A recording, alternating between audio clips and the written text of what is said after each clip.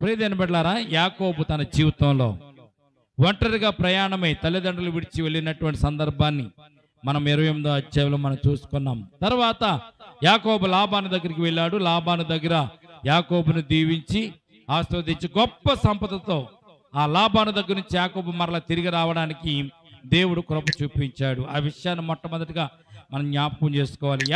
యాకోబు లాబాను దగ్గర నుంచి వచ్చేటప్పటికి చాలా సంపదతో వచ్చాడు. భార్యలతోనూ పిల్లలతోనూ ఎబ్బోకు రేవు దగ్గర దాకా వచ్చినట్టుగా లేఖనాల్లో మనం చూస్తున్నాం. ఎబ్బోకు రేవు దగ్గరికి వచ్చిన తర్వాత యాకోబుకి ఏసావు వచ్చి చంపుతాడనేటువంటి భయం కలిగి దేవుని సన్నిధానంలో ప్రార్థన చేయడం, దేవుడు యాకోబును దర్శించడం. యాకోబును దేవుడు దర్శించినప్పుడు యాకోబు దేవుని కాళ్ళను పట్టుకుని వదలకుండా చాలా గట్టిగా పట్టుకుని ప్రార్థన చేసి, దీవించితేనే గాని నేను నిన్ను వదలను అని చెప్పి దేవుని దగ్గర నుంచి దీవెనలు పొందుకున్నట్టుగా గత వారంలో మనము జ్ఞాపకం చేసుకున్నాం. ఇప్పుడు యాకోబును దేవుడు దీవించాడు.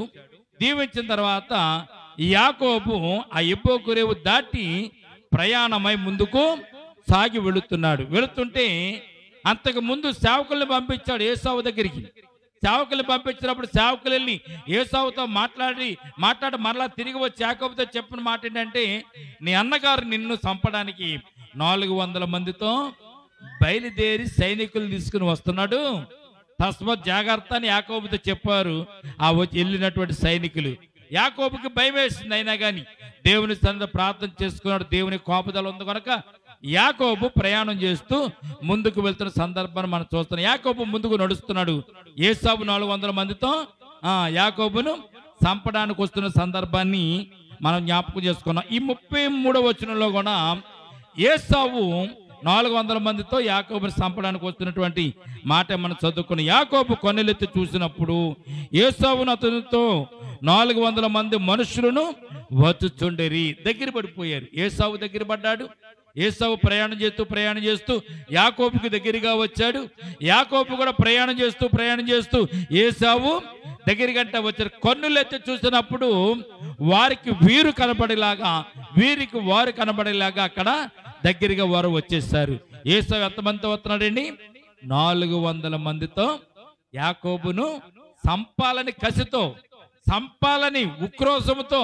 ఎన్ని సంవత్సరాలండి ఏసావు యొక్క పగ? ఎన్ని సంవత్సరాలు? 21 సంవత్సరాల పగతో మండిపోతూ యాకోబుని చంపాలని ఏసావు బయలుదేరి వస్తున్నాడు 400 మందితో. 2వ వచనం చూడండి. అప్పుడు అతడు తన పిల్లలను లేయా రాహేలునకును 2 దాసీలకును పంచి అప్పగించెను. అతడి ముందర దాసీలను, వారి పిల్లలను, వారి వెనుక లేయాను ఆమె పిల్లలను, ఆ వెనుక రాహేలును యోసేపును ఉంచి తాను వారి ముందర వెళ్ళుచు తన సహోదరిని సమీపించు వరకు నడిచి వెళుతున్నట్టుగా ఇక్కడ మనం చూస్తున్నామండి. యాకోబుకు ఆలోచన వచ్చింది. ఏమని ఆలోచన వచ్చింది? పిల్లలతో తల్లిని చంపనేమని 2 గుంపులు చేశాడు యాకోబు. ఎన్ని గుంపులండి? 2 గుంపులుగా చేసి ఒక గుంపును ముందుగా యాకోబు కంటే ముందుగా పంపించాడు. 2వ గుంపు, ఆ గుంపు తర్వాత 2వ గుంపును కూడా పంపించాడు. తర్వాత యాకోబుకు ఆలోచన చేశాడు. ఎలాగ తెలిసింది? తన పిల్లలను దాసీలకును, రాహేలుకును, లేయాకును అప్పగించి యాకోబు ముందు ప్రయాణం చేస్తూ వెళుతున్న సందర్భాన్ని మనం చూస్తున్నాం. దగ్గరికి వచ్చేసాడు ఏసావు. ఇంకా దగ్గరికి వచ్చేసేసరికి ఏసావు దగ్గరికి వస్తున్నాడు సంగతి తెలిసి యాకోబు ఏం చేశాడంటే, చూడండి అక్కడ, తన సహోదరుని సమీపించే వరకు 4వ వచనం చూస్తే 7 మార్లు నేలను సాగిలపడుతూ వెళ్ళినట్టుగా మనం చూస్తాం. దేవునికి స్తోత్రం కలుగును గాక. యాకోబులో ఎంత భయం ఉంటే 7 సార్లు దండం పెడుతూ, 7 సార్లు మోకరిస్తూ, 7 సార్లు సాగిలపడుతూ ఏసావును ఎదుర్కోవడానికి వెళ్తున్నాడంటే చూడండి, దాదాపు 2 గజాలకు ఒకసారి మోకరించి ఏసావును దగ్గరికి వెళుతున్నట్టుగా యాకోబును చూస్తున్నాం. యాకోబులో భయం ఎంత ఉందని చెప్పండి. ఎంత భయం ఉంటే అంతమాలో మనం దండం పెడతాం. ఎవరిని అలా కాదండి, ఎవరిని అలా కాదండి, నన్ను ఏమనుకోకండి, నన్ను ఏం చేయకండి అని పదే సార్లు చెప్తున్నావంటే అర్థం ఏంటి? నీలో భయం ఉంది. ఏ భయం? 400 మందితో ఏసావు యాకోబుని చంపడానికి వస్తుంటే ఎవరికి భయం ఉండదు? కర్రొచ్చుకుని నిన్ను కొడతాకు వస్తున్నాడు రా పలానోడు అంటే మనకు భయం ఉండదండి. కత్తిచ్చుకుని చంపడానికి వచ్చేస్తున్నాడంటే మనకు భయం ఉండదా? మనం మంచిగా చేసామో తప్పే చేసేవాడు మంచోడాడు చెడ్డోడు పక్కన పెడితే వచ్చి కర్రతో నెత్తి మీద కొడితే ముందు నెత్తి బాధలు అవుతుంది. మనం ఆసుపత్రికి వెళ్ళి కూర్చుంటాం. మన సంసారం ఏమవుతుంది, పిల్లలు ఏమైపోతారు, మన బతికేంటి, మన ప్రణాళిక ఏంటి అని ఆలోచన కదా మంది. వెంటనే మనం తప్పించుకోవడం చూస్తాం ఫస్ట్ మొట్టమొదటిగా. కానీ ఇక్కడ తప్పించుకోవడానికి అవకాశము లేదు. యాకోబు తన జీవితంలో ఎంతో భయంతోను బాధతోను ఏసావును ఎదుర్కొంటున్న సందర్భాన్ని ఇక్కడ మనం చూస్తున్నాం. యాకోబుకున్న భయము ఇక్కడ ఎన్నిసార్లు మోకరించాడండి ఏసావు ముందు? 7 సార్లు సాగిల పడుతూ ఏసావును ఎదుర్కొంటున్నట్టుగా ఇక్కడ మనం చూస్తున్నాం. ఒక్క విషయాన్ని మాత్రమే జ్ఞాపకం చేస్తానండి. దేవుడు నీకు ఆశీర్వదిస్తానని వాగ్దానం ఇచ్చాడు. దేవుడు నిన్ను కాపాడుతానని వాగ్దానం ఇచ్చాడు. దేవుడు అంతకు ముందే యాకోబును దర్శించి యాకోబుకు వాగ్దానం చేశాడు, ఏం పర్లే, నేను నిన్ను కాపాడుతాను. ఇక ముందు నీ పేరు యాకోబు కాదు, ఇశ్రాయేలే. నువ్వు మోసగాడవు కాదు, ఆశీర్వదింపబడినటువంటి వాడు అని దేవుడు ఆశీర్వదించి దేవుళ్ళు ఇచ్చాడు అంతకు ముందు రాత్రి. మరి ఇప్పుడు ఏసావు 400 మందితో చంపడానికి వస్తున్నప్పుడు యాకోబులో భయం పోవాలి కదా. కానీ యాకోబులో ఏదో మూలన భయం ఉంది, అన్నగారు నన్ను చంపేస్తాడు. దేవుడు వరం ఇచ్చాడు, బాగా ఉంది. మరి ఇక్కడ ఏసావు చంపడానికి వస్తున్నాడు. దేవుని వరము కంటే ఏసావు చంపుతాడనేటువంటి భయము యాకోబు జీవితంలో ఎక్కువగా ఇక్కడ కనపడుతున్నట్టుగా వాక్య భాగాలు మనం చూస్తున్నాం. ప్రియమైన బిడ్డలారా, మనకి దేవుని కాపుదల ఉంది. మనం ప్రార్థన చేసుకున్న దేవుడు వరం ఇచ్చాడు. అయినా కానీ మనకి ఎక్కడో మూలన భయం ఉంటుంది. ప్రియమైన బిడ్డలారా, ఆ భయం ఏంటో తెలుసండి? సాతాను గాడు నీలో అపనమ్మిక అనేటువంటి ఒక విత్తనాన్ని నీ మనసులో నీ హృదయంలో వేసి వదిలేస్తాడు. దేవుడు దీవిస్తే సరిపోయింది ఏంటి? ఏసావు చేతిలో వచ్చి నువ్వు తప్పింపబడాలి కదా. ఏసావు ఒక్క 10 మందితో కాదు, 400 మందితో ఏసావు నిన్ను చంపడానికి వస్తాడు, తస్మత్ జాగ్రత్త అని సాతాను గాడు యాకోబులో ఒక అపనమ్మకమైన విత్తనాన్ని వేసేసాడు. ఆ అపనమ్మకమైన విత్తనం ఏం చేస్తుందో తెలుసండి? భయాన్ని కలిగిస్తూ ఉంటుంది. కనుక ఆ భయమే లేకపోతే మనము దేవుని యందు భయభక్తులు కలిగి మనం జీవించలేము. ప్రియమైన బిడ్డలారా, మనలో భయం ఉన్నప్పుడు మనం దేవుని చెంతకి వెళ్తాము, దేవుని చెంత మనము ప్రార్థన చేస్తూ ఉంటాం. ప్రియమైన భయభక్తి లేని జీవితంలో కష్టాల పాలవుతాం. కానీ భయం కలిగి మనం జీవిస్తున్నప్పుడు దేవుడు ఆ భయమును బట్టి మనం ప్రార్థన చేస్తే ఆ ప్రార్థన దేవుడు మనకు ఆలకిస్తున్న సత్యాన్ని మనం జ్ఞాపకం చేసుకోవాలి. యాకోబు భయపడుతూ తన పిల్లలను లేయాకిని రాహేలుకి అప్పగించి దాసీలకు అప్పగించి మొట్టమొదటిగా ఒక్కడే ప్రయాణమై ముందుకు వెళ్తున్న సందర్భంలో ఏసావు ఎదురొచ్చేసరికి 7 మార్లు నేలను సాష్టాంగపడి నమస్కారం చేస్తూ దుఃఖపడుతూ కన్నీరు విడుస్తూ యాకోబు ఏసావుని ఎదుర్కొన్నాడు. జరిగిన సంగతి చూస్తే మీకు ఆశ్చర్యం వేస్తుంది. చంపుదామని వచ్చినటువంటి 400 మందితో చంపేస్తానని వచ్చినటువంటి ఏసావు యాకోబును చూసిన తర్వాత తన మనస్సు మారినట్లుగా పరిశుద్ధ గ్రంథంలో మనం చూస్తున్నాం. చదవండి ఒకసారి. అప్పుడు ఏసావు అతను ఎదుర్కొని పరిగెత్తుకొని అతనిని కౌగిలించుకొని అతని మెడ మీద పడి ముద్దు పెట్టుకొనెను. వారిద్దరూ కన్నీళ్లు విడిచిరి. దేవునికి స్తోత్రం కలుగును గాక. ఎంత ఆశ్చర్యం అండి! ఈ సంఘటన మానవుని యొక్క జీవితంలో కష్టాలలో నడుస్తున్న వారికి చాలా ఇది ఆదర్శప్రాయముగా, వారికి ఆదరణ కలిగించేదిగా, వారిలో ధైర్యం పుట్టించేదిగా ఈ సంఘటన ఉంటుంది. ప్రియమైన బిడ్డలారా, చంపుదామని వచ్చినటువంటి వ్యక్తి ఏసావు 400 మందితో చంపేద్దామని వచ్చినటువంటి వ్యక్తి ఇప్పుడు యాకోబుని ఏం చేస్తున్నాడండి? కౌగలించుకొని యాకోబును ముద్దు పెట్టుకుని యాకోబు జీవితంలో ఇటువంటి యాకోబుని చూసి ఎంతో ఆనందపడుతూ సంతోషపడుతూ ఇద్దరు కూడా కౌగలించుకొని కన్నీరు విడిచినట్లుగా పరిశుద్ధ గ్రంథంలో మనం చూస్తున్నాం. ఇది దేవుని యొక్క గొప్ప కృప. దేవునికి స్తోత్రం కలుగును గాక. దేవుడు ఆల్రెడీ వాగ్దానం చేస్తాడండి. దేవుని వాగ్దానం ఎంత బాగుంటుందో ఒక్కసారి మీరు జ్ఞాపకం చేసుకోండి ప్రియమైన బిడ్డలారా. ఇక్కడ యాకోబును ఏసావు ప్రేమించడానికి కారణం ఏంటి? యాకోబును ఏసావు ప్రేమించడానికి, యాకోబు మీద ఉన్నటువంటి కోపాన్ని మరి ఏసావు పోగొట్టుకోవడానికి కారణం ఏంటి? యాకోబు పంపించిన కానుకలా? అంతకుముందు యాకోబు కానుకలు పంపించాడు ఏసావుకి. ఎన్ని కానుకలు పంపించాడు అమ్మా? ఏమేం కానుకలు పంపించాడు? గత ముందు వారం చదువుకున్నాం. ఏమేమి పంపించాడు తెలుసండి? యాకోబు ఏసావు పంపించిన కానుకల లిస్టు చూస్తే చాలా ఆశ్చర్యం వేస్తుందండి. ఆ కానుకలు బట్టి ఏసావు యాకోబు మీద ఉన్న కోపాన్ని తీసివేసుకున్నాడా? అలాగనొచ్చా మనం? దేవుని కృప లేనిది ఎన్ని కానుకలు పంపించినా ఏసావు యాకోబుని చంపకుండా మానడు. యాకోబు పంపించిన కానుకలు చూస్తే 200 మేకలను పంపించాడు, 200 మేకలను పంపించాడు, 20 మేకపోతులను పంపించాడు, 200 గొర్రెలను కానుకగా పంపించాడు, 20 పొట్టెలను పంపించాడు, 30 పాడి ఒంటెలను పంపించాడు, 30 పాడి ఒంటెలు పాలిచ్చేటటువంటి ఒంటెలను 30 పంపించాడు. అలాగే వాటి పిల్లలను కూడా పంపించాడు.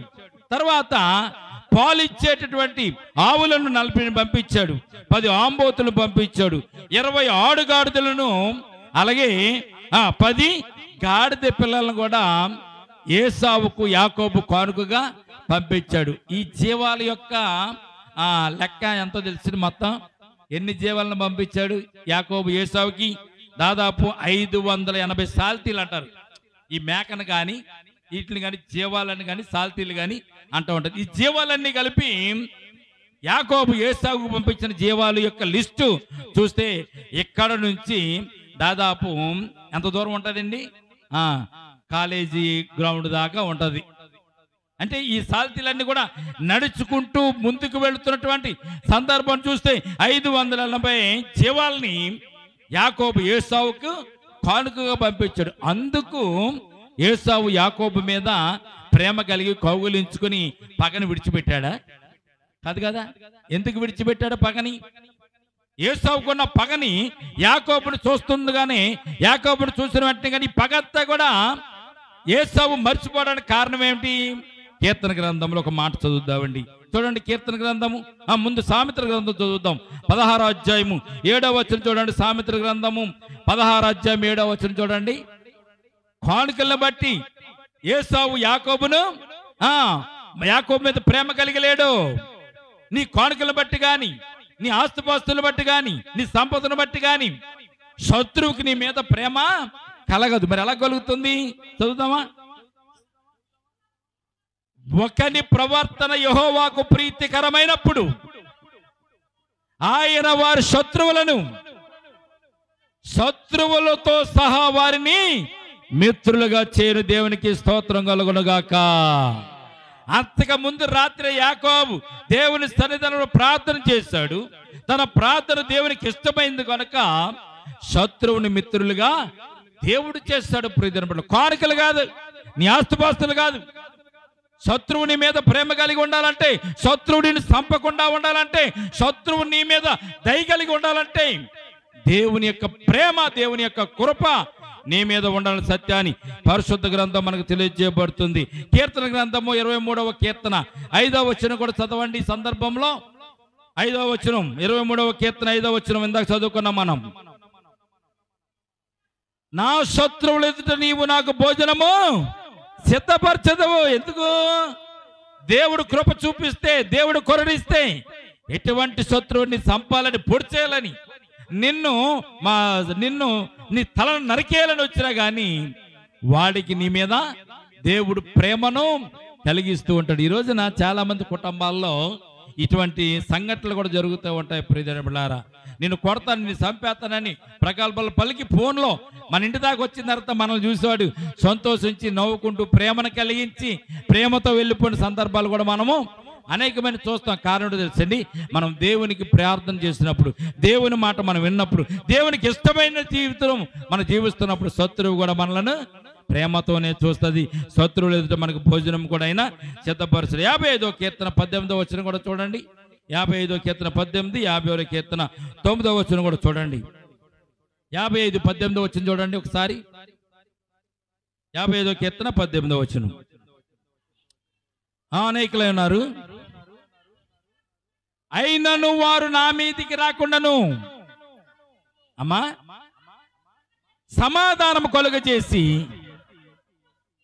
ఆయన నా ప్రాణమును విమోచించి ఉన్నాడు. దేవునికి స్తోత్రం కలుగును గాక. ఎంతమంది శత్రువులు ఉన్నా కానీ సమాధానం ఇచ్చేవాడు ఎవరంటే దేవుడే. నీకు మనుషులు సమాధానం ఎవరు కానీ దేవుడు నీకు సమాధానం ఇస్తాడు. 56:9 కూడా చదవండి. 56:9 నేను మొరపెట్టు దినమున నా శత్రువు వెనుకకు తిరుగుదురు. దేవుడు నా పక్షమున ఉన్నాడని నాకు తెలియని దేవునికి స్తోత్రం కలుగును గాక. శత్రువు ఎంత గొప్పవాడవని, ఎంత బలవంతుడవనవండి అమ్మా. శత్రువు ఎంత గొప్పవాడైనా, ఎంత బలవంతుడైనా గమనించండి. ఒకసారి గొలియాతుని జ్ఞాపకం చేసుకోండి, దావీదుని జ్ఞాపకం చేసుకోండి. గొలియాతును దావీదును మీరు జ్ఞాపకం చేసుకున్నట్లయితే గొలియాతు ఎంత బలవంతుడైనటువంటి శత్రువు దావీదుకి, ఇశ్రాయేలు జనాంగానికి ఎంత బలవంతుడైనటువంటి శత్రువు గొలియాతు. అయినా కానీ దేవుడు ఏం చేశాడండి? బలవంతుడైన శత్రువును కూడా బలహీనపరిచి తన బిడ్డలకు సమాధానాన్ని ఇవ్వగలిగినటువంటి గొప్ప దేవుడు మన దేవుడు. దేవునికి స్తోత్రం కలుగును గాక. మరి సమయం అంతా మనం జ్ఞాపకం చేసుకోవాలి. ఏసావు అంత బలంగా స్థిరంగా 20 సంవత్సరాలు పగబట్టుకుని యాకోబును చంపుదామని వస్తే ప్రియమైన బిడ్డలారా, యాకోబును చూసిన వెంటనే ఏసావు ఏం చేశాడమ్మా? ఏసావుకు ప్రేమ కలిగింది. యాకోబును చంపుదామని వచ్చినాడు, కౌగిలించుకుని నా తమ్మునా అని ముద్దు పెట్టుకున్నాడు. అంటే ఇది దేవుని చేసినటువంటి కార్యమని సత్యాన్ని మొట్టమొదటిగా మనం జ్ఞాపకం చేసుకోవాలి. అప్పుడు యాకోబు అనుకున్నట్టు దేవుడు నాకు తోడుగా ఉన్నాడు, దానిని నేను మర్చిపోయాని. దేవుడు నాకు తోడుగా ఉండి నన్ను నడిపించాడు, ఆ మాట నేను గుర్తించుకోలేకపోయానే. ఇది ఎంత దేవుని కృప వల్లే ఇవి జరిగినవనే సత్యాన్ని యాకోబు జ్ఞాపకం చేసుకున్నాడు. దేవునికి స్తోత్రం కలుగును గాక. అందుకే మీకు జ్ఞాపకం చేస్తున్నాను, 580 సాల్తీలను కానుకగా పంపించినందుకు యాకోబు మీద ఏసావుకు ప్రేమ కలగలేదు. కానీ దేవుడు చెప్పాడు ఏసావుతో, యాకోబు నువ్వేమీ అనడానికి వీల్లేదు.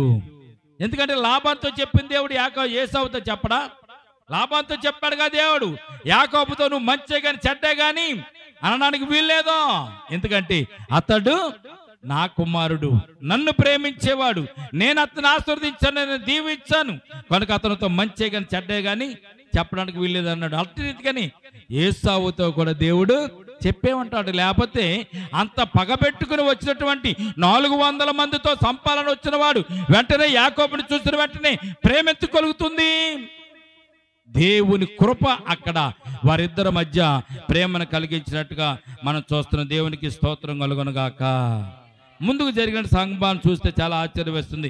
5వ వచనం చూడండి. ఏసావు కన్నులెత్తి ఆ స్త్రీలను పిల్లలను చూసి వీరు నీకేమి కావాలని అడుగునందుకు అతడు వీరు దేవుడు నీ సేవకునికి దయచేసిన పిల్లలే అని చెప్పాను. ఈ పిల్లలు ఎవరంటే నా పిల్లలు అనలేదు యాకోబు. ఈ స్త్రీలు ఎవరు, ఈ పిల్లలు ఎవరు, ఏంటి ఇది అందరూ ఎవరు నాయన తమ్ముడు, ఇది అందరూ ఎటువంటి ఎక్కడ వారు, ఎందుకు వస్తారని కూడాను అంటే యాకోబు వీళ్ళందరూ నా భార్యలు, నా పిల్లలని అనలే, నా పిల్లలని అనలేదు. ఎవరి పిల్లలు అన్నాడు? దేవుడు నీ సేవకునికి దయచేసినటువంటి కుమారులు కుమార్తె పిల్లలు. ఎంత ఆశ్చర్యంగా యాకోబు తన మీద వేసుకోవడం లేదండి. ఇది దేవుడిచ్చిన ఘనత, దేవుడిచ్చిన కృప, దేవుని కరుణ అని చెప్తున్నాను. అమ్మ ఇల్లు బాగా కట్టావమ్మా, ఎలా కట్టాను అంటే ఏమంటే నేను చాలా కష్టపడి కట్టాను అంటావా అనమా. పిల్లలు బాగా చదివించావమ్మంటే మరి రాత్రి పగలు కష్టపడి పిల్లల్ని చదివించానండి అని చెప్తూ ఉంటాం. అంటేనే మనం ఇంకేమనంటామా? అమ్మా టీవీ కొనుక్కున్నారు, ఎవరు వచ్చి అడిగారు మిమ్మల్ని, మంచి టీవీ కొనుక్కున్నావమ్మని, ఏమంటారు మీరు? రూప కూడబట్టి నేను టీవీ కొనుక్కున్నాను అని చెప్తారు. అంతేగా దేవుడు ఇచ్చారని చెప్తారా? ఎందుకు చెప్తారు మీరు? యాకోబు ఏమంటున్నాడు? ఈ పిల్లలు ఎవరు, ఈ స్త్రీలు ఎవరు, ఎక్కడ వారంటే నీ సేవకునికి దేవుడు ఇచ్చినటువంటి సంతానము. దేవునికి స్తోత్రం కలుగును గాక. దేవుడు ఇవ్వకపోతే మనకి ఏది జరగదండి. మనం అనుకుంటూ ఉంటాం. నువ్వు గర్వించవా పడిపోతావు. నీలో గర్వం వచ్చింది అనుకోండి, నీవు నాశనం అయిపోతా ఉంటాం అంతే. గర్వం పెట్టేదెవడు? సాతానుగాడు. ఇదంతా దేవునిది అనేది దేవుని కుమారుడు, దేవుని బిడ్డ, ప్రియమైన బిడ్డలారా. అందుకే యోబు అంత శ్రేష్టమైన మాట అనడానికి కారణం తెలుసండి. యోబుకు తెలుసు, నేను సంపాదిస్తే వచ్చింది కాదు, నేను పంట వేస్తే ఫలించింది కాదు. పంట ఫలించాలన్నా, పిల్లలు కలగాలన్నా, ఆస్తుపాస్తులు ఉండాలన్నా, క్షేమం కలగాలన్నా దేవుని కృప అని యోబుకు తెలుసు. అందుకే దేవుడే ఇచ్చాడు, దేవుడే తీసుకుని వెళ్ళిపోయాడు. ఇది దేవుందే, నా నిమిత్తం నా ప్రమేయం ఏమీ కూడా లేదు అన్నాడు. కనుకనే మరలా దేవుడు రెట్టింపు యోబుకు దేవుడు ఇచ్చాడు. ప్రియమైన బిడ్డలారా, ఈ సమయం ముందు మీరు జ్ఞాపకం చేసుకోవాలి, దేవుని మీద గనక ప్రతి భారాన్ని దేవుని మీద వేయాలి. ఆశీర్వాదాలనే దేవుడు ఇచ్చినాయే, అనుగ్రహం అనే దేవుడు ఇచ్చింది, నేను నడిపించేది కూడా దేవుడి సత్యానికి. దేవుని మీద కనుక నీవు దేవుని మీద ఆధారపడి జీవిస్తే దేవుడు నిన్ను దీవిస్తాడు. చదవండి, ఇంకా ముందు చదవన్నప్పుడు సాగిలపడి చూడండి. వారు ఆ దాసీలు వారి పిల్లలు దగ్గరికి వచ్చి ఏసావుకు సాగిలపడిరి. లేయాయు ఆమె పిల్లలను దగ్గరికి వచ్చి ఏసావుకు సాగిలపడిరి. ఆ తర్వాత యోసేపును రాహేలును దగ్గరికి వచ్చి ఏసావుకు సాగిలపడిరి. ఏసావు నాకు ఎదురుగా వచ్చిన ఆ గుంపంతి ఎందుకని అడుగుగా అతడు, నా ప్రభువు కటాక్షము నా మీదకు వచ్చుటకని చెప్పాను. ఏ గుంపు? 200 మేకలు, 20 మేకపోతులు, 200 గొర్రెలు, 20 పొట్టేళ్లు, 30 పాడి వంటలు, వాటి పిల్లలు, 40 ఆవులు, 10 ఆంబోతులు, 20 ఆడుగాడిదలు, 10 గాడిద పిల్లలు. ఈ గుంపంతా ఎందుకు అని ఏసావు యాకోబుని అడుగుతున్నాడు. యాకోబుని అడిగితే యాకోబు చెప్తున్నది ఏంటో తెలుసా? అప్పుడు ఏసావు చూడండి, నా ప్రభువు కటాక్షం నా మీద వచ్చేటకే ఇవన్నీ కూడా పంపితేనే అని చెప్తున్నాడు. అప్పుడు 9వ వచనంలో ఏసావు ఏమంటున్నాడు? అప్పుడు ఏసావు, సహోదరుడా, తమ్ముడా, నాకు కావాల్సినంత ఉంది, నీది నీవే ఉంచుకోమని చెప్పాను. ఏసావు అంటున్నాడు, నాకు కావాల్సినంత దేవుడు నాకు ఇచ్చాడు, నీది నువ్వే ఉంచుకో, ఈ కానుకలు నాకు మాత్రం వద్దు అని ఇక్కడ యాకోబుతో చెప్తుంటే యాకోబు ఒప్పుకోవడం లేదు. 10వ వచనంలో చూడండి, అప్పుడు యాకోబు, అట్లు కాదు, నీ కటాక్షము నా మీదనున్న ఎడల చిత్తగించి నా చేత ఈ కానుకను పుచ్చుకొనుము. దేవుని ముఖమును చూసినట్లు నీ ముఖమును చూసి తిని నీ కటాక్షము నా మీద వచ్చినది కదా అని చెప్పిన. యాకోబు అంటున్నాడు, దేవుని చూస్తున్నట్టు నేను నిన్ను చూస్తున్నా. దేవుడు ఎలాగైతే ఆశీర్వదిస్తాడో, దేవుడు ఎలాగైతే కనికరిస్తాడో, దేవుడు ఎలాగైతే ప్రేమను చూపిస్తాడో, ఈ క్షణమందు అట్టి ప్రేమను నీలో నేను చూస్తున్నా. అంటే దేవుని ముఖమును చూసినట్టు నీ ముఖము నేను చూస్తున్నాను అని, నీ కటాక్షం నా మీద వచ్చినది కదా అని చెప్పాడు. ప్రియమైన 11వ వచనం చూడండి, నేను నీ యొద్దకు తెచ్చిన కానుకను చిత్తగించి పుచ్చుకొనుము, దేవుడు నన్ను కనికరించిన మరియు నాకు కావలసినంత ఉన్నదని చెప్పి అతని, అంటే ఏసావుని యాకోబు బలవంతము చేసను కనుక ఏసావు ఆ కానుకలను పుచ్చుకొనిను. దేవునికి స్తోత్రం కలుగునుగాక. ఎంత గొప్ప వారిద్దరి మధ్య జరుగుతున్న సంభాషణ చూస్తే మనకి ఏం కలుగుతుందో తెలిసింది, మతిపోద్ది అనమాట. సంపుదామని వచ్చిన వాడు ఏంటండి, వీడితో సమాధానం పడడం ఏంటండి, వీడితో ప్రేమగా మాట్లాడటం ఏంటండి, సంపుదామని వచ్చినప్పుడు శత్రువు దగ్గర నుంచి కానుకలు ఏసావు తీసుకోవడం ఏంటి, కానుకలు తీసుకుని యాకోబును ప్రేమగా చూసి యాకోబును మన్నించడం ఏంటి అని మనం అనుకుంటూ ఉంటాం. కానీ ఇదంతా కూడా దేవుని యొక్క ప్రణాళిక. మనం ఎటువంటి వారం అంటే, దేవుడు ఏది చేస్తే దాన్ని మనము అనుభవించవలసింది. దేవుడు ఎలాగ నడిపిస్తే మనం అలాగా నడవలసి. నువ్వు నడవనన్నా కానీ దేవుడు నిన్ను నడిపిస్తాడు, నడవనన్నా కానీ నడిపిస్తాడు. కాదు అని నువ్వు అన్నా కానీ నీ నోటితోనే అవును అనిపిస్తాడు దేవుడు. చాలాసార్లు మనం అంటాం, కాదు ప్రభు, ఇది కాదులైనా, నువ్వు ఇస్తేనే కానీ కుదరదునైనా, నువ్వు ఇవ్వకపోతే నాకు కుదరదునైనా అంటాం మనం. కానీ ఇచ్చిన తర్వాత అంటాడు దేవుడు, ఎందుకు ఇది తీసుకున్నాను రా బాబు, ఎందుకురా బాబు శ్రమలు, ఎందుకురా ఇబ్బందులు అని అనుకుంటా ఉంటాం. ఇచ్చిన నోటితోనే, అవునన్న నోటితోనే కాదని దేవుడు అనిపించుకోగలడం మన చేత. కానీ దేవుడు కాదన్నప్పుడు మనం మాట్లాడుకుంటూ ఊరుకుంటే కాదనేటువంటి మాట మన నోటంట రాదు. ప్రియమైన ఇక్కడ యాకోబు చూడండి, ప్రియమైన బిడ్డలారా, యాకోబు తన జీవితంలో దేవుడు కృప అనుగ్రహింపబడ్డాడు. కనుకనే శత్రువు అనేటువంటి ఏసావు అన్నగారైనా కానీ శత్రువే. ఈ రోజున కుటుంబాలు శత్రువులు ఎవరో ఉండరండి, బయట వాళ్ళు ఎవరు ఉండరు, ముందు మన ఇంట్లో వాళ్ళు ఉంటారు. మన ఇంట్లో వాళ్ళే మొట్టమొదటిగా మనకు శత్రువులు, తర్వాత బయట వాళ్ళు. మన ఇంట్లో విషయాలు తీసుకెళ్ళి బయట పెడితేనే కదండి మనకు శత్రువులు అయ్యి వాళ్ళు, అంతే కదా. ముందు శత్రువులు మన ఇంట్లో ఉంటారు. యాకోబుకి ఏసావే శత్రువు, ఏసావుకి యాకోబే శత్రువు. ప్రియమైన బిడ్డలారా, అటువంటి యాకోబును సంపుదామని ఏసావును దేవుని కృప చేత ఆ ప్రాణ భయం నుంచి యాకోబు తప్పించుకున్నట్టుగా మనం చూస్తున్నాం. ప్రియమైన బిడ్డలారా, అప్పుడు ఏసావు ఒక మాట అంటున్నాడు, రా సర్లే నాన్న మనతో కలుసుకున్నాం కాబట్టి మనం వెళ్ళిపోదాం రా, మన ఊరు వెళ్ళిపోదాం రా అని ఏసావు యాకోబుతో చెప్పి బయలుదేరి నీ ముందర నేను వెళ్తూ ఉంటాను, నీవుతో నాతో పాటు వచ్చేమని చెప్పినప్పుడు ఇక్కడ యాకోబు ఒక మాట చెప్తాడు, చాలా మంచి మాట చెప్తాడు. చూడండి 12వ వచనం, మనం వెళ్ళుదాము, నేను నీకు ముందుగా సాగిపోదునని చెప్పగా 13వ వచనం, అతడు నా యొద్దనున్న పిల్లలు పసిపిల్లలనియు గొర్రెలు మేకలు పశువులను పాలిచ్చునవనియు నా ప్రభువునకు తెలియను, ఒక్క దినమే వాటిని వడిగా తోలి ఎడల ఈ మందంతయు చచ్చును. చూడండి ఎంత యాకోబు చెప్తున్న మాట. ఏసావు ఏమన్నాడు, మనం వెళ్దాం సాగిపోదాం రా అన్నాడు. రమ్మన్న తర్వాత ఏసావు యాకోబుకు ఉన్నటువంటి మంచి జ్ఞానం ప్రియమైన బిడ్డలారా, ఈ ఒక్కసారి ఈ మందంతా తోలితే, నువ్వు రమ్మన్నవాని త్వరగా తోలితే ఏమైపోతా నేను, ఈ మందంతా కూడా చనిపోతుంది. ఈ మందులో ఏమేమి ఉన్నాయంటండి, పసిపిల్లలు ఉన్నాయంట, పాలు తాగే పిల్లలు ఉన్నాయంట, పాలు ఇచ్చినవి ఉన్నాయంట. ఇవన్నీ వడివాడిగా తోలితే చనిపోతాయి. ఇది ఎవరికి తెలిసే విషయం, గొర్రెలు కాసే వాళ్ళకి తెలిసింది. గొర్రెలు కాసేవాళ్ళు ఎప్పుడన్నా ఆ మేకలను కానీ గొర్రెలు కానీ త్వరగా తోలుతాడండి, తోళ్ళం. అవి ఎంతవరకు నడుస్తాయో అంతవరకు వీడి వెనకాల నడుస్తూనే ఉంటాడు. వీడు కోళ్ళలోకి కానీ వాటి కోళ్ళేమి ఇలాగ మెల్లగా నడిపిస్తూ ఉంటాడు. ఒకవేళ కనేటటువంటి సూడుగా ఉన్నటువంటి గొర్రెదన ఉందనుకోండి, మెడ మీద ఎత్తుకుని వెళ్తూ ఉంటారు. చిన్న పసిపిల్లలు ఉన్నాయనుకోండి, మెడ మీద ఎత్తుకుని తీసుకుని వెళ్తారు. కారణం తెలిసిన అవి బాధపడకూడదని యాకోబు కూడా తనకున్నటువంటి సంపదలో చిన్నపిల్లలు ఉన్నారని పాలిచ్చేవనవని మెల్లగా నడిపించుకుంటూ వస్తానని ఏం చేశాడండి, తన ఏసావుతో చెప్తున్నట్టుగా మనం చూస్తాం. ఈ మందంతా చొచ్చును, నా ప్రభు దయచేసి తన దోసనికి ముందుగా వెళ్ళవలనని నేను ప్రభువునొద్దకు చేయూరునకు వచ్చే వరకు నా ముందరు నున్న మందలు నడువగలిగిన కొలదిగా, ఈ పిల్లలు నడువగలిగిన కొలదిగా వాటిని మెల్లగా నడిపించుకుని వచ్చేదరని అతనితో చెప్పాను. ఎక్కడికి వెళ్ళాలి, సేయూరు వరకు వెళ్ళాలి. ఏసావు ఎక్కడికి వెళ్తాడు, ఇప్పుడు సేయూరులో నివసిస్తున్నాడు కనుక సేయూరుకి వెళ్ళాలి. కానీ యాకోబులో భయం ఇంకా ఉంది. ఏం భయం, ఒకవేళ మా అన్నగారితో నేను కూడా కలిసి వెళ్ళిపోతే చివరికి వెళ్ళిన తర్వాత చంపేస్తాడేమో అనేటువంటి భయము యాకోబుకి ఇంకా ఎక్కడో మనసులో ఉంది ప్రియజనముల.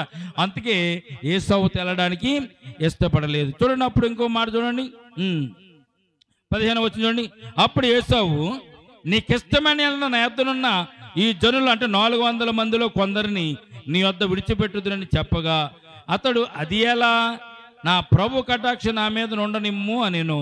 ఆ దినమున ఏసావు తన త్రోవను సేయూరునకు వెళ్ళిపోయాను. 400 మందిని 200 మంది నీకు ఇస్తాను, వీటిని జాగ్రత్తగా నడిపించుకురా, నా దేశానికి రా, నేను ఉన్న ప్రాంతానికి రామ్మని ఏసావు చెప్పినప్పుడు యాకోబుకి ఇంకా భయం వేసింది. ఈ 200 మంది నా దగ్గర ఉండి నాతో ఉండి ఒకవేళ సంపదను కానీ నా పిల్లలను కానీ భార్యలు కానీ నన్ను కానీ చంపుతారేమని భయపడి అలా ఎవరు వద్దునైనా నీ కటాక్ష నా మీద ఉంది కదా చాలు అని వారిని పంపివేసినట్టుగా మనం చూస్తున్నాం. 17వ వచనం చూడండి, 15. అప్పుడు యాకోబు ఎక్కడికి ప్రయాణమై వెళ్ళాడండి, సుక్కోతుకి వెళ్ళాడు. ఎక్కడికి వెళ్ళాలి, సేయూరుకి వెళ్ళాలి. ఏసావు ఎక్కడికి వెళ్ళాడు, సేయూరుకి వెళ్ళాడు ఏసావు. యాకోబు కూడా ఎక్కడికి వెళ్ళాలండి, సేయూరే ప్రయాణం చేయాలి. కానీ ఏసావుతో చెప్పండి నేను సేయూరుకు వచ్చేస్తానని. కానీ యాకోబు ఏం చేసేది తెలుసండి, తూర్పున సేయూరు ఉంటే పడమరలో ఉన్నటువంటి సుక్కోతు దగ్గరికి యాకోబు ప్రయాణం అయ్యి అక్కడే గుడారాలు వేసుకుని అక్కడే ఇల్లు కట్టుకుని అక్కడే యాకోబు నివసిస్తున్నట్టుగా సుక్కోతం వెళ్ళి తనకు ఒక ఇల్లు కట్టించుకుని తన పశువులకు పాకలు వేయించను.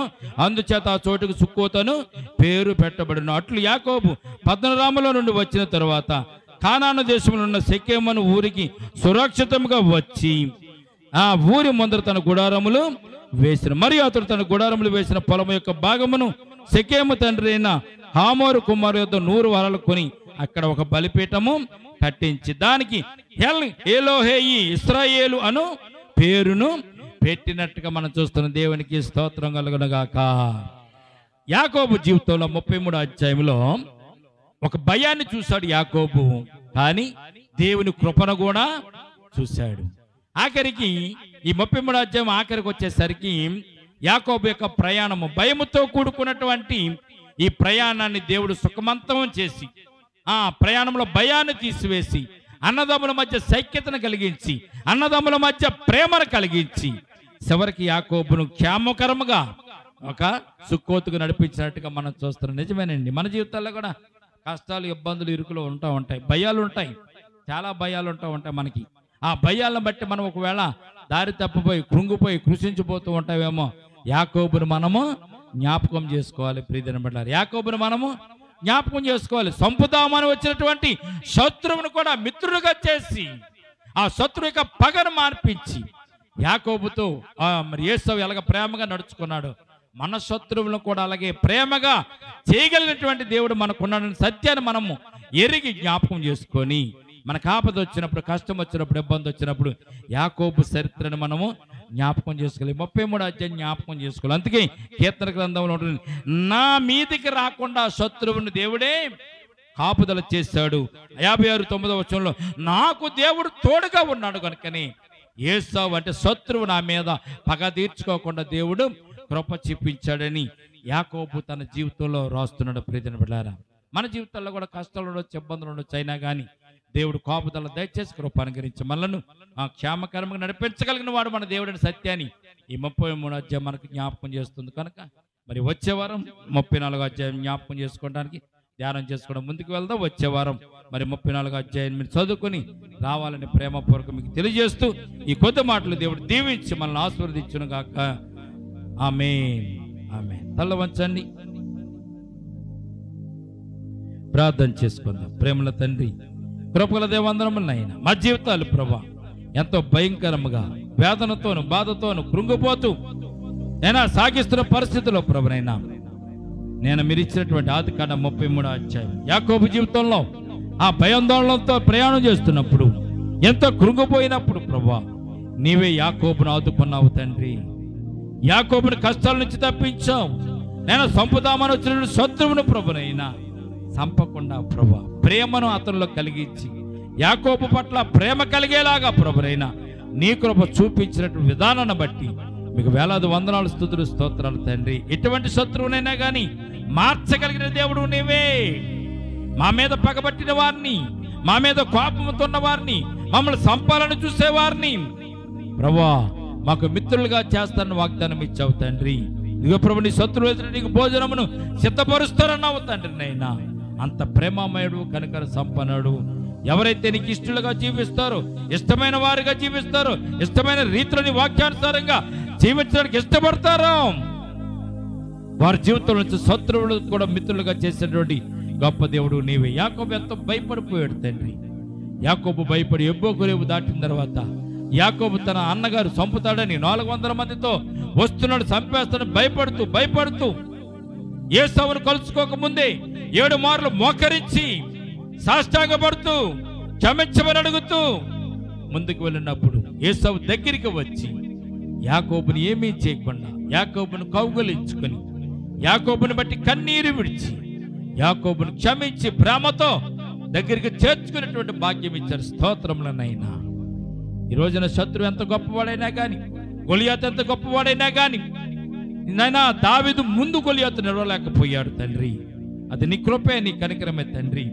ఇక్కడ కూడా ఏసావు ప్రభువా 400 మందితో సంపాదన వచ్చిన దేవా నీ కృప చెప్పున, నీ కనికరం చెప్పున యాకోబును కనీసం ప్రభా పల్లెత్తి మాట అనడానికి వీలు లేకుండా ఏసావుని నీవే కట్టడి చేసినందుకు స్తోత్రాలు. యాకోబుని రక్షించినందుకు స్తోత్రాలు. యాకోబు జీవితంలో గొప్ప మార్పును కలిగించినందుకు స్తోత్రాలు. నేను సంపుదామన్న వచ్చిన వారితోనే ప్రేమ ముందును ప్రభువా ఆరగించే భాగ్యం ఇచ్చినందుకు స్తోత్రాలు తండ్రి. ఈ రోజున మా జీవితాల్లో కూడా అటువంటి కష్టాలు ఉన్నాయి తండ్రి, అటువంటి ఇబ్బందులు ఉన్నాయి. ఎవరైతే సాతానుకునైనా శత్రువుకు భయపడుతున్నారో నేను ఈ సమయం అందు ప్రభువా నువ్వు భయపడవద్దు, నేను నీకు తోడుగున్నాను. యాకోబుకు తోడుగున్నా నేను నీకు కూడా తోడుకుంటానని వాగ్దానం ఇచ్చేలాగా ఈ వాక్యాన్ని నేను ఈ సమయం అందు మాకుతో మాట్లాడినందుకు, మాకు తెలియజేసినందుకు వేలాది వందనాలు, స్తుతులు, స్తోత్రాలు తండ్రి. ఎవరైతే భయపడుతున్నారు, లోకాన్ని చూసి భయపడుతున్నారా, ఆర్థిక పరిస్థితుల చూసి భయపడుతున్నారా, పిల్లల విషయంలో భయపడుతున్నారా, కుటుంబాల విషయంలో భయపడుతున్నారా, భార్యల విషయంలో భయపడుతున్నారా, భర్త విషయంలో భయపడుతున్నారా, ఇదిగో ఈ లోకంలో ప్రభు ఆర్థికపరమైన ఇబ్బందుల్లో కొట్టుమిట్టాడుతూ నేను వారి జీవితాలు ఎలాగ వెళ్ళబుచ్చుకుంటామని భయపడుతున్నారా? భయపడవద్దు, నేను యాకోబుకు తోడుకున్న దేవుడును నీకు కూడా నేను తోడుకున్నాను వాగ్దానం ఇస్తూ ఈ సమయం ముందు నీ బిడ్డలతో మాట్లాడినందుకు స్తోత్రాలు తండ్రి. ఏ కుటుంబాల్లో అయితే ప్రభు ఆదరణ లేదో నేను ఆ కుటుంబాలను ప్రభు మీరు ఆదరించండి. ఏ కుటుంబాల్లో అయితే భయాలు ఉన్నాయో ఆ భయాలను ఈ సమయం మీద తీసివేయండి ప్రభా. అనారోగ్యమైనటువంటి భయము, ఆర్థికపరమైన ఇబ్బందులనే భయము, ఇదిగో శోధనలనే భయము, కష్టాలనే భయం, ఇరుకులనే భయం, ఏ భయం ఉన్నా కానీ తీసివేయగలిగిన గొప్ప దేవుడు. ఎటువంటి శత్రువు అయినా కానీ శత్రువును సమాధానపరిచి నీ బిడ్డలకు మేలుతో నింపేటువంటి గొప్ప దేవుడు అనే సత్యాన్ని ఈ సమయంలో మాకు తెలియజేసేందుకు స్తోత్రాలు. ఈ లోకంలో అనేక మంది భయపడుతూ ఉంటారు నాయనా. ఆ భయాలు తీసే గొప్ప దేవుడు నీవని సత్యాన్ని వారు తెలుసుకోవడానికి, వారు గ్రహించడానికి నేను కృప చూపించండి. ఎటువంటి భయాన్నైనా పోగొట్టగలిగినటువంటి గొప్ప శక్తిమంతుడు, నీకు అసాధ్యమనేది ఏదీ లేదు నాయనా, నీకు సమస్తము సాధ్యము ప్రభువా. అట్టి దేవా ఈ సమయం ముందు నిన్ను జ్ఞాపకం చేసుకుంటూ, నిన్ను ప్రభువా నిన్ను కొలుస్తూ, నిన్ను పూజిస్తూ, నిన్ను ఆరాధిస్తూ, నీ సన్నిధానంలో ఎవరైతే జీవిస్తారో, ఎవరైతే నీ సన్నిధానంలో గడుపుతారో వారందరికీ మేలు చేసేటువంటి గొప్ప దేవుడు విషయాన్ని జ్ఞాపకం చేస్తున్నారు. ముందుకు వెళ్ళడానికి కృప చూపించండి. విన్నటువంటి వాక్యాన్ని బిడ్డల హృదయాలు ఫలింపచేయండి. ముందు కాలానికి నేను ప్రభువా వారికి కష్టం వచ్చినప్పుడు, ఇబ్బంది వచ్చినప్పుడు, సాతాను వారిని బెదిరించినప్పుడు, సాతాను చేత వారు భయపడుతున్నప్పుడు యాకోబుని జ్ఞాపకం చేసుకోవడానికి నేను నీ కృప చూపించమని ఎంతవరకు కూడుకులో ఉండి మాతో మాట్లాడినందుకు స్తోత్రాలు చెల్లించుకుంటూ ముందున్న కార్యక్రమాన్ని కూడా మీ చేతులుగా అప్పగించుకుంటూ యేసయ్య ఉన్నతమైన పరిశుద్ధ నామమును ప్రార్థించి మిక్కిలి వినయముతో బ్రతిమలాడి వేడుకొనుచున్నాము తండ్రి. ఆమేన్, ఆమేన్.